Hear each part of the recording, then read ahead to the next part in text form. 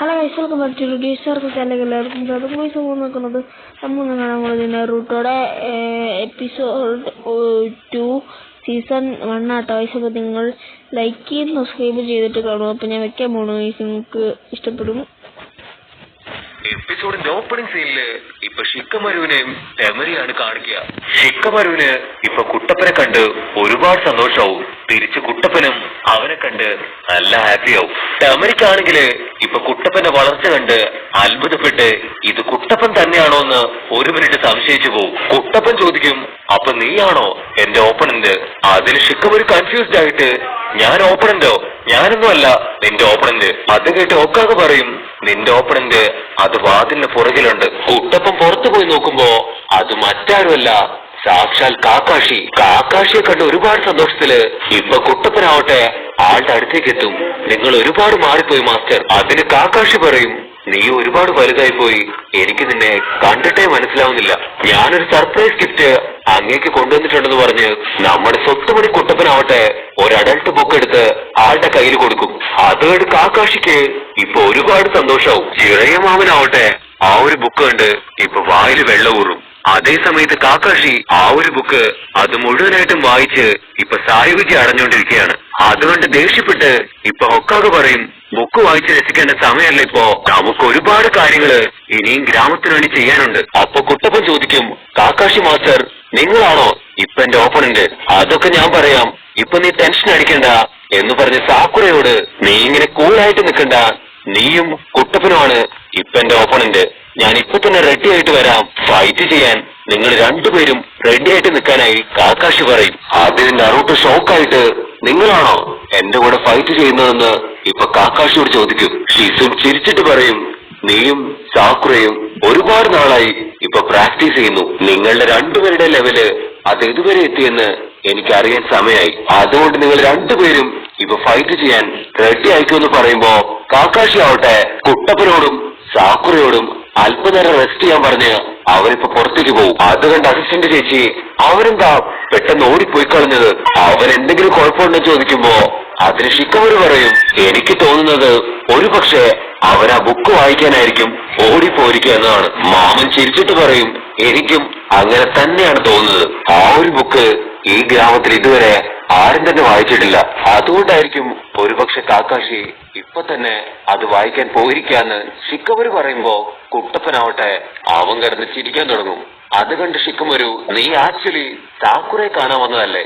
നിങ്ങൾ രണ്ടുപേരും ഡേറ്റിംഗിനല്ലേ ചോദിക്കുമ്പോ കുട്ടപ്പൻ പറയും, ഞാൻ ആക്ച്വലി ചുരിയൻ എക്സാമിന് വേണ്ടിയിട്ടാണ് ഇവിടേക്ക് വന്നത്. അതിന് ഷിക്കമരു പറയും, ആ ഒരു എക്സാം കണ്ടക്ട് ചെയ്യുന്നത് അത് ഞാനാണ്. മാത്രമല്ല സാക്കുറ ഇപ്പൊ ഒരു ചുനിയനാണ്. അത് കേട്ട് ഇപ്പൊ കുട്ടപ്പൻ ഷോക്കാവും. അവൻ വണ്ടടിച്ച്, ഞാൻ കേട്ടത് ശരിയാണോ എന്ന് അവളോട് ചോദിക്കും. അവൾ ചിരിച്ചിട്ട് അതേന്ന് പറയുമ്പോ ഇവിടെ ഷിക്കമരു പറയും, ഞാനൊരു ചുനിയനായി. കട്ട് ചെയ്താ ഇപ്പൊ സാറ്റ് വില്ലേജ് ആണ് കാണിക്കുക. അവിടെ ദൂരത്തായിട്ട് ആരോ ഒരാൾ നിൽക്കുന്ന കാണും.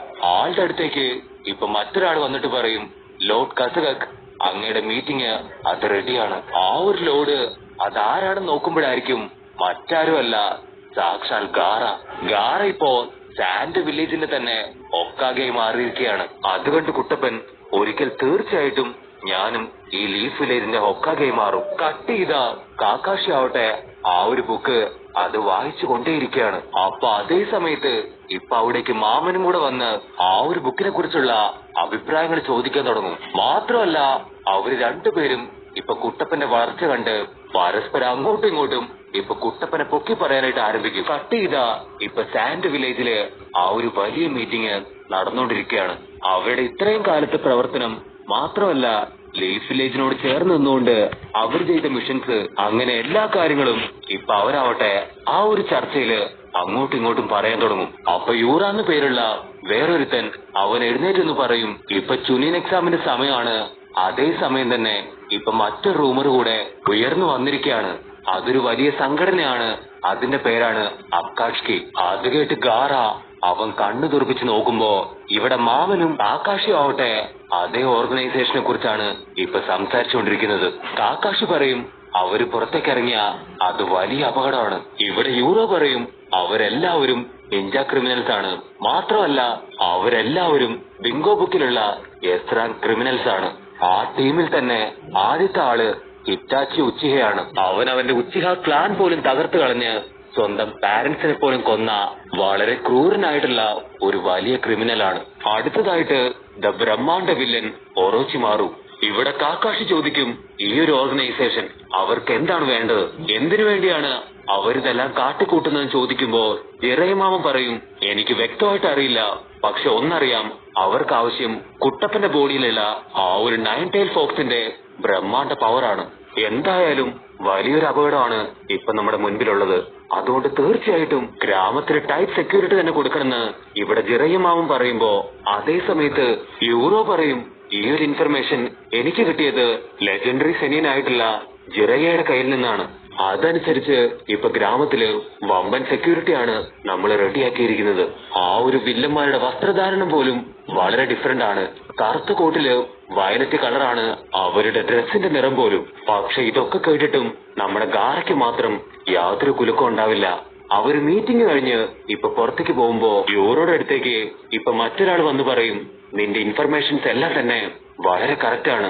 നീ ഇത് കണ്ടുപിടിച്ചില്ലായിരുന്നെങ്കിൽ ഒരുപക്ഷെ ഈ ഒരു ഗ്രാമത്തിന് അത് വലിയ വിപത്തായി തീർന്നേനെ. ഈ ഒരു ഗ്രൂപ്പിനെ കുറിച്ച് ഞാനും ചില കാര്യങ്ങള് മുൻപ് കേട്ടിട്ടുണ്ട്. അതിന് യൂറോ പറയും, ഈ ഒരു ഗ്രാമത്തിന് ഒരു പോറൽ പോലും ഏൽക്കാൻ ഞാൻ സമ്മതിക്കില്ല. എന്റെ ജീവൻ കൊടുത്തും ഞാനത് സംരക്ഷിക്കുന്നു പറയുമ്പോ അവന്റെ മുഖമൊക്കെ ഇരുണ്ടുകൂടി ഇപ്പൊ അവൻ അങ്ങനെ തന്നെ പൊട്ടിത്തെറിക്ക് പോലെ കാണപ്പെടും. ആക്ച്വലി അവനെ ഇപ്പൊ ആരോ കൺട്രോൾ ചെയ്യാൻ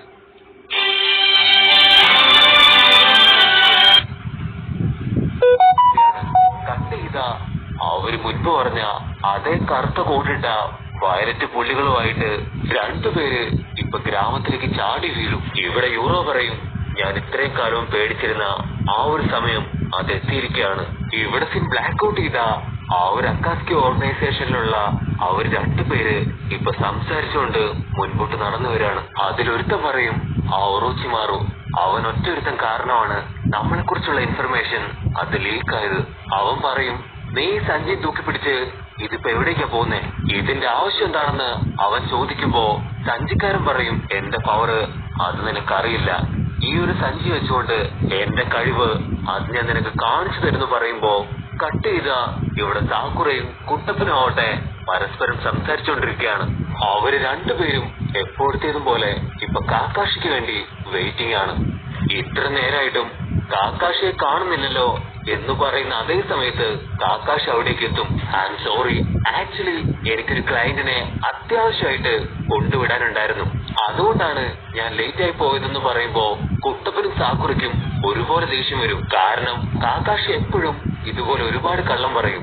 കാക്കാഷി ആവട്ടെ അവർ 2 പേരെയും ഇപ്പൊ പ്രാക്ടീസ് ചെയ്യാനായിട്ട് ഒരു സ്ഥലത്തേക്ക് കൂട്ടിക്കൊണ്ടുപോകും. അവിടെ എത്തുമ്പോ നമ്മുടെ കുട്ടപ്പന് അവൻ ചെറുപ്പത്തിൽ പ്രാക്ടീസ് ചെയ്ത എല്ലാ കാര്യങ്ങളും ഓർമ്മ വരും. ഇവിടെയാണ് സാക്കുറ സാസുകയെ അവസാനമായിട്ട് കണ്ടത്. ഒരുപാട് തവണ അവള് പോവരുത് എന്ന് പറഞ്ഞ് സാസുകയോട് കെഞ്ചും. പക്ഷെ അവനാവട്ടെ അവളുടെ കൈ തട്ടി മാറ്റി അവിടുന്ന് മുൻപോട്ട് പോകും. ഇവിടെ കുട്ടപ്പനും ഇപ്പൊ സാസുകയായിട്ട് ഫൈറ്റ് ചെയ്തത്, അവനുമായിട്ട് ഒരുപാട് സമയം സ്പെൻഡ് ചെയ്തത്, അങ്ങനെ എല്ലാ കാര്യങ്ങളും ഓർത്തുകൊണ്ടേയിരിക്കും. അപ്പൊ അതേ സമയത്ത് കുട്ടപ്പനാവട്ടെ ഒരു മണിയടി ശബ്ദം കേൾക്കും. അവൻ കണ്ണു തുറന്ന് നോക്കുമ്പോഴായിരിക്കും കാക്കാഷി വീണ്ടും പണ്ടത്തെ പോലെ തന്നെ 2 ബെല്ലെടുത്ത് അവർക്ക് കാണിച്ചു കൊടുക്കും.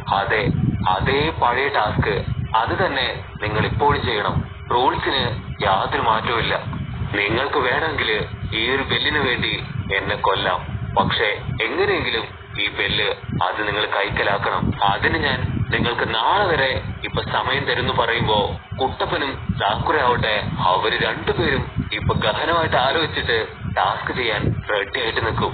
ഇവിടെ ബ്ലാക്ക് ഔട്ട് ചെയ്ത ഇപ്പൊ സാൻഡ് വില്ലേജില് അവിടെ സെക്യൂരിറ്റി വളരെ ടൈറ്റ് ആക്കിയിരിക്കുകയാണ്. അപ്പൊ ലോങ് ഷോട്ടിലായിട്ട് നേരത്തെ കണ്ട ആ 2 പേര് ഇപ്പൊ ആ ഒരു ഗ്രാമം ലക്ഷ്യമാക്കി നടന്നു വന്നുകൊണ്ടേയിരിക്കുകയാണ്. സെക്യൂരിറ്റീസ് പേടിച്ചു വരച്ച് ഇപ്പൊ യൂറോയോട് കാര്യങ്ങൾ പറയും.